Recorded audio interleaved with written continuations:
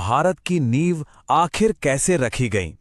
सोचिए, एक ऐसा दौर था जब पूरी की पूरी सभ्यता को जैसे एक भट्टी में पिघलाकर एक नया और ज्यादा मजबूत रूप दिया जा रहा था। आज हम उसी उत्तर वैदिक काल की कहानी को समझने वाले हैं। लेकिन ये सवाल उठता है कि असल में एक सभ्यता को गढ़ता क्या है? वो कौन सी ताकतें होती हैं जो किसी समाज को, आप कह सकते हैं, जड़ से बदलकर रख देती हैं? चलिए इस पड़ताल में इसी सवाल का जवाब ढूंढते हैं। तो ये भट्टी, ये आखिर थी क्या? कल्पना कीजिए कि 1000 से 600 ईसा पूर्व के बीच प्राचीन भारत के जो पुराने तौर तरीके थे, जो मान्यताएं थीं, उन सबको पिघलाकर कुछ बिल्कुल नया गढ़ा जा रहा था। और ये बदलाव कितना तेज और कितना बड़ा था, इसका अंदाजा लगाइए। सिर्फ 400 साल, मतलब चंद पीढ़ियों के अंदर ही एक घुमंतू कबीलों में रहने वाला समाज पूरी तरह से एक नई बसी बसाई सभ्यता में बदल गया। और इस जबरदस्त बदलाव की जड़ में थी एक अकेली नई धातु, एक ऐसी चीज जिसने आकर इतिहास का पूरा रुख ही मोड़ दिया। तो कहानी शुरू होती है लोहे से। पहली कड़ी देखते हैं कैसे एक नई टेक्नोलॉजी ने पहले तो भूगोल बदला और फिर उस बदले हुए भूगोल ने पूरे समाज को ही बदल डाला। इस स्लाइड पर एक नजर डालिए। ये दो बिल्कुल अलग अलग दुनियाएं हैं। एक तरफ है पूर्व वैदिक काल के लोग, पंजाब के इलाके में रहते थे, जानवर पालते थे और कांस्य यानी ब्रॉन्ज का इस्तेमाल करते थे। और दूसरी तरफ है उत्तर वैदिक काल। इस समय तक वो गंगा के मैदानों में बस चुके थे।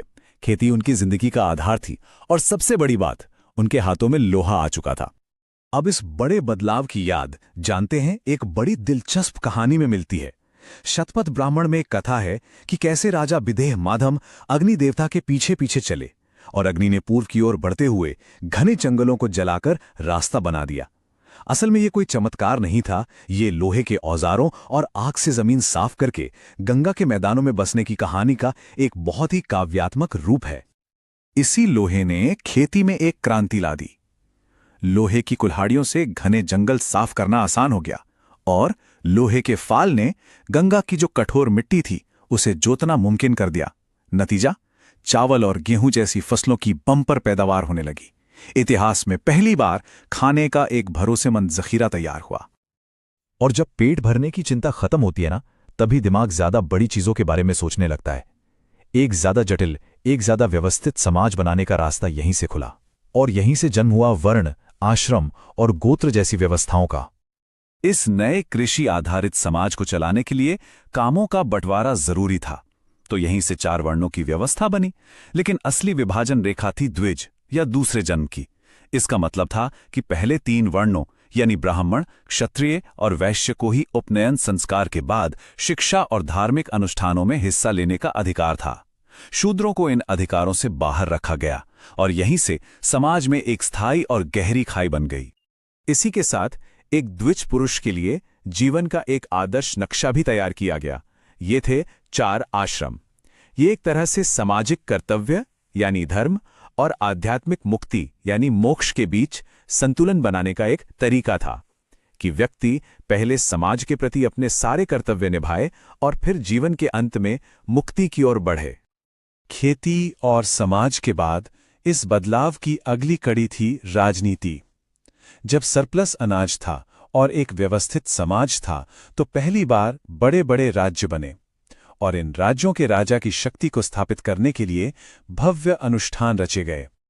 राजा की भूमिका में जमीन आसमान का फर्क आ गया था। देखिए, पहले का राजन बस एक कबीले का सरदार होता था, लेकिन अब का राजा भूपति था, यानी भूमि का पति, भूमि का स्वामी। एक ऐसा क्षेत्रीय राजा जिसका शासन अब वंशानुगत था और जिसे दैवीय स्वीकृति भी हासिल थी। और इस नई शक्ति का दुनिया को एहसास कराने के लिए विशाल यज्ञों का आयोजन होता था। ये कोई साधारण पूजा पाठ नहीं थे, ये तो सालों तक चलने वाले शक्ति के भव्य राजनीतिक प्रदर्शन थे, एक तरह का पॉलिटिकल थिएटर। राजसूय राजा के अभिषेक के लिए, तो अश्वमेध उसकी सत्ता को निर्विवाद साबित करने के लिए। अश्वमेध यज्ञ तो सियासत का एक शाहमात का खेल था। सोचिए, एक घोड़ा साल भर के लिए खुला छोड़ दिया जाता। अब जिस भी राज्य से वो गुजरता, वहां के राजा के पास 2 ही रास्ते थे, या तो अधीनता स्वीकार कर लो या फिर युद्ध के लिए तैयार हो जाओ। ये बिना लड़े ही अपनी सीमाओं का विस्तार करने और अपनी ताकत का ऐलान करने का एक जबरदस्त तरीका था। लेकिन एक तरफ जहां राजा बाहर अपनी ताकत का इतना बड़ा दिखावा कर रहे थे, वहीं समाज के अंदर विचारों की एक खामोश क्रांति पनप रही थी। एक ऐसी क्रांति जिसने इन बड़े बड़े यज्ञों और बाहरी कर्मकांडों पर ही सवालिया निशान लगा दिया। इस दौर के विचारकों ने एक बहुत गहरा सवाल पूछा, क्या जीवन सिर्फ यही है? जन्म लेना, मरना और फिर से जन्म ले लेना, एक अंतहीन चक्र। उन्होंने इसे नाम दिया संसार, एक ऐसा चक्र जिसमें आत्मा फंसी हुई है और लगातार दुख भोग रही है। तो फिर सवाल था कि इस अंतहीन चक्र को चला कौन रहा है, इसका इंजन क्या है?